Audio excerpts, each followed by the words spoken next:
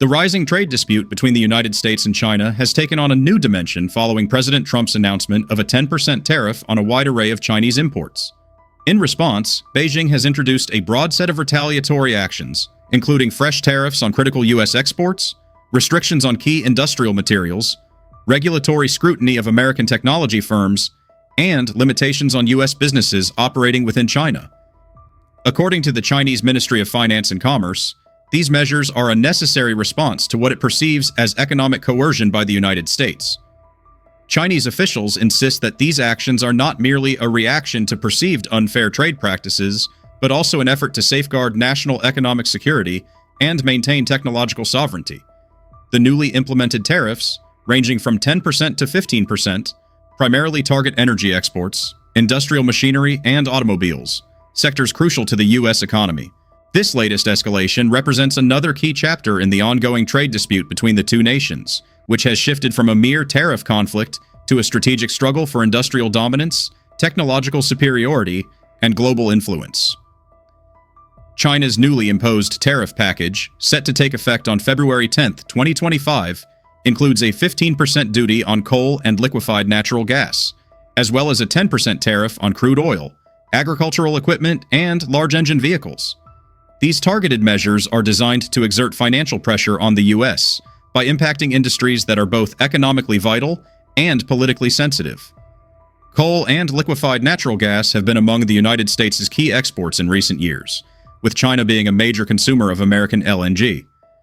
By imposing a 15% tariff on LNG, Beijing is discouraging imports from the U.S., potentially shifting its sourcing to suppliers such as Russia, Qatar, and Australia.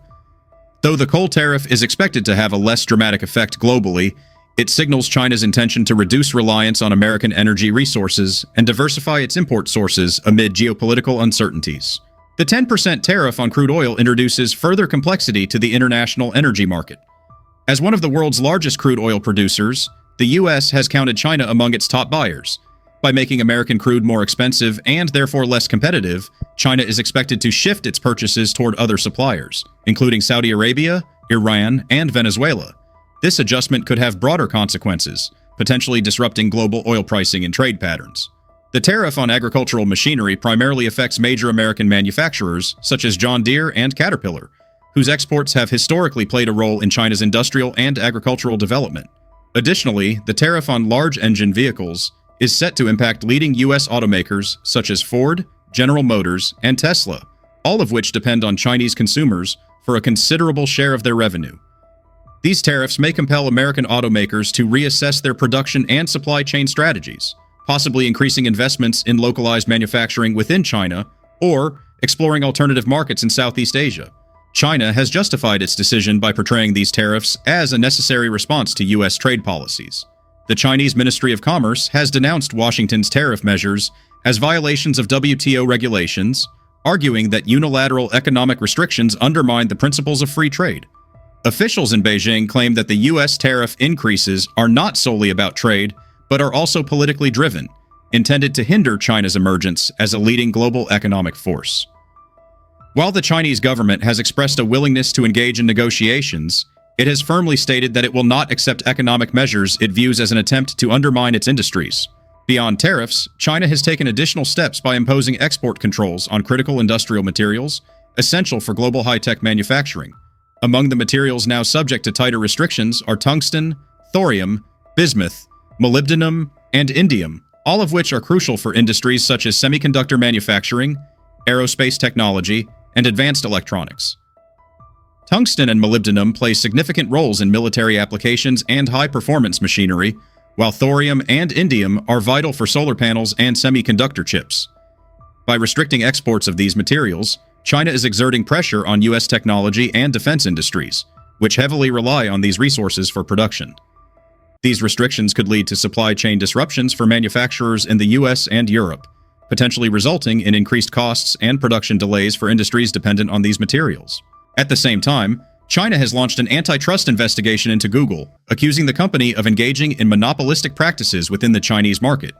The State Administration for Market Regulation, SAMST, is examining whether Google's dominance in cloud computing, digital advertising, and mobile technology violates Chinese competition laws. If found guilty, the tech giant could face substantial fines, operational restrictions, or even partial bans from specific Chinese markets. This move is widely perceived as a countermeasure to U.S. regulatory actions against Chinese companies, such as Huawei and TikTok, which have faced scrutiny from American lawmakers on national security grounds. By investigating a major U.S. technology company, China is signaling its readiness to retaliate against U.S. regulatory pressure on Chinese firms operating in the American market. In another significant development, China has added 2 American corporations, PVH Group and Illumine, to its unreliable entities list. This designation places restrictions on trade, investment, and regulatory approvals for these firms.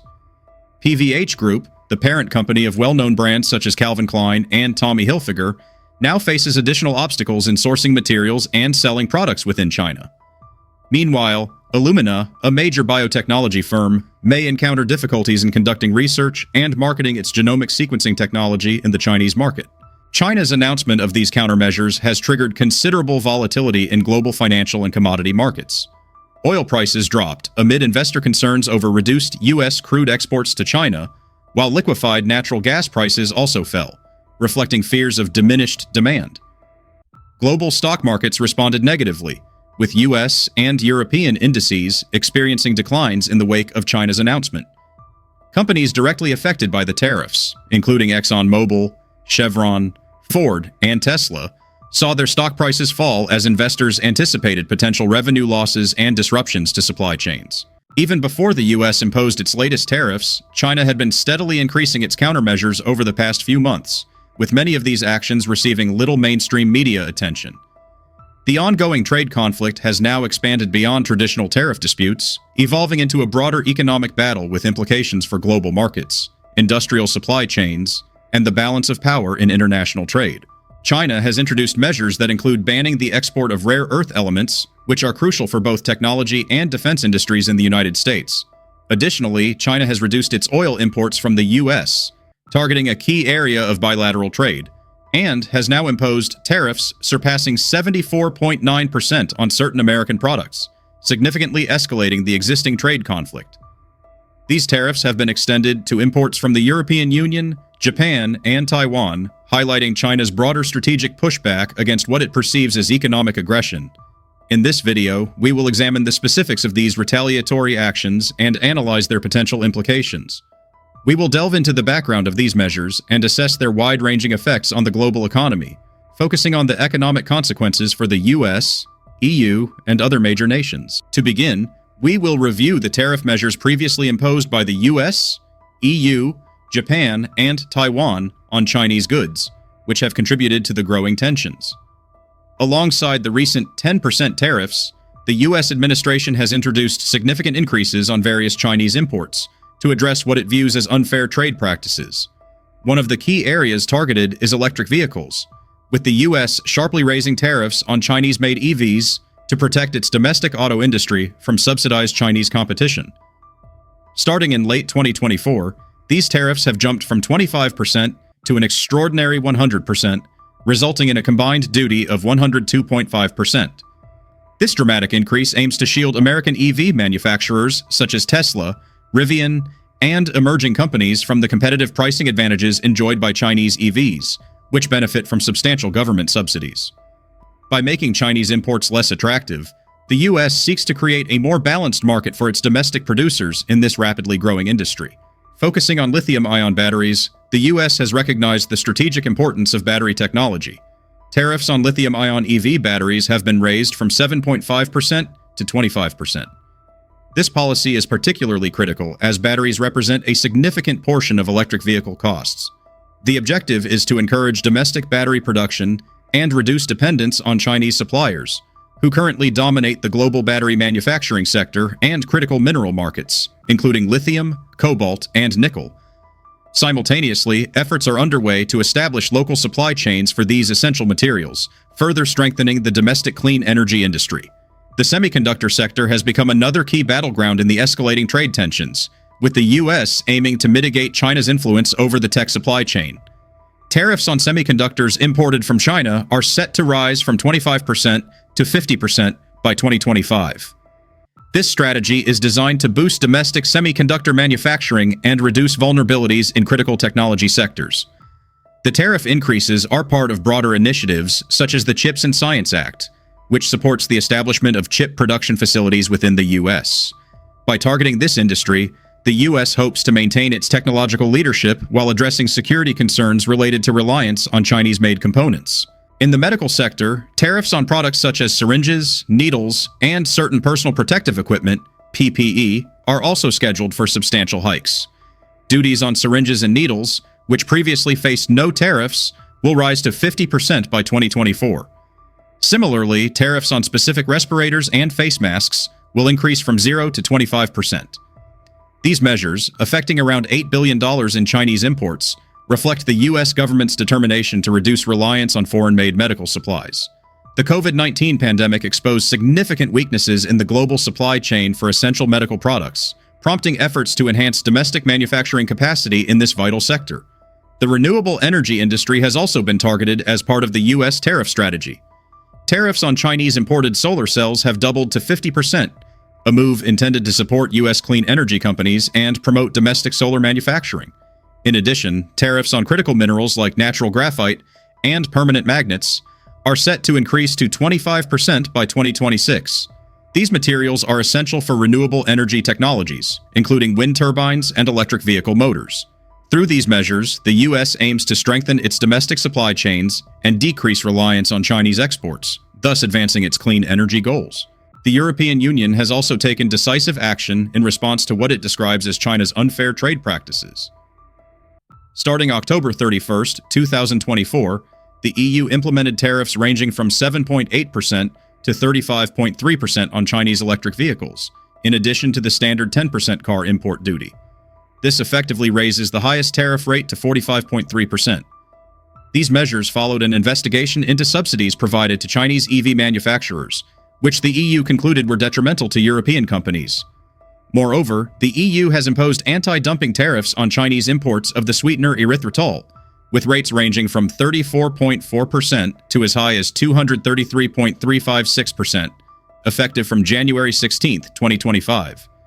This action aims to protect the EU's domestic industry from the effects of artificially low-priced Chinese imports.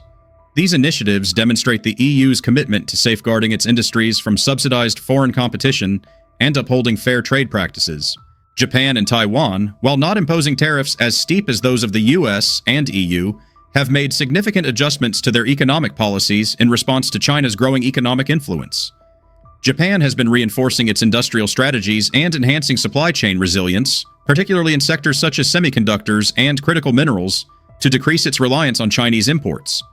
Taiwan, a pivotal player in the global technology supply chain, especially in semiconductor manufacturing, is actively working to diversify its economic partnerships to mitigate risks associated with China's economic maneuvers.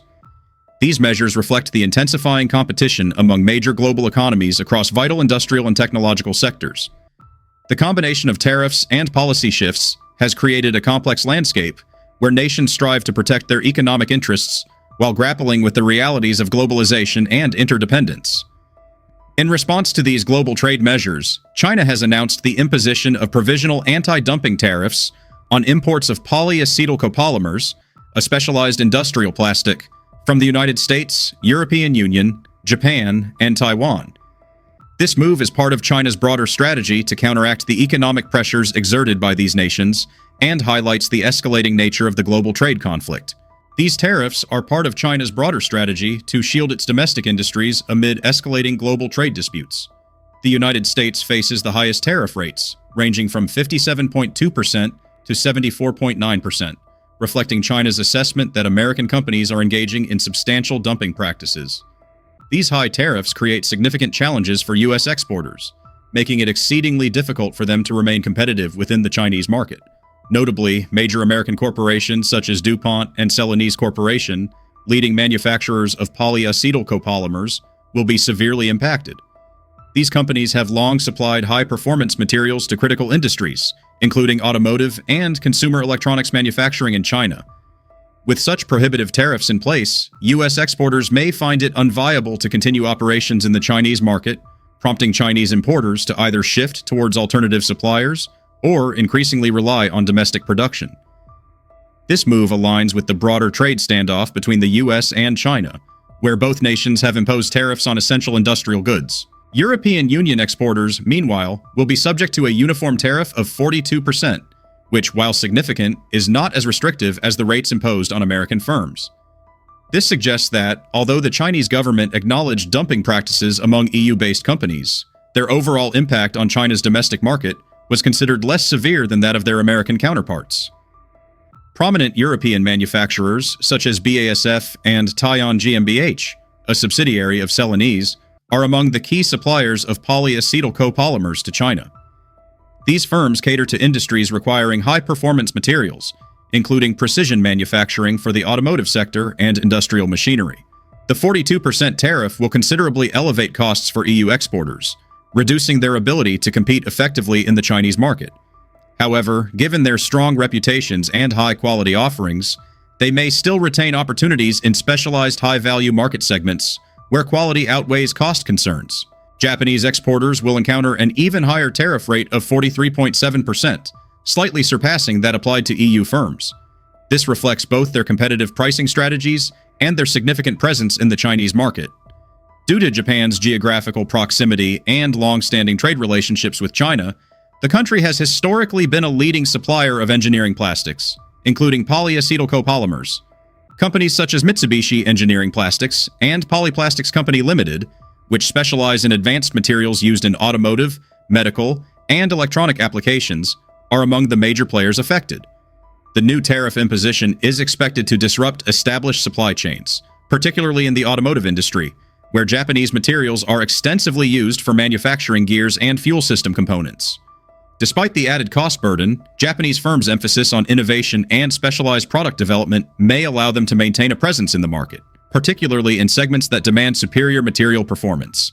Taiwanese exporters, in comparison, face the lowest tariff rate among the affected regions, set at 32.6%.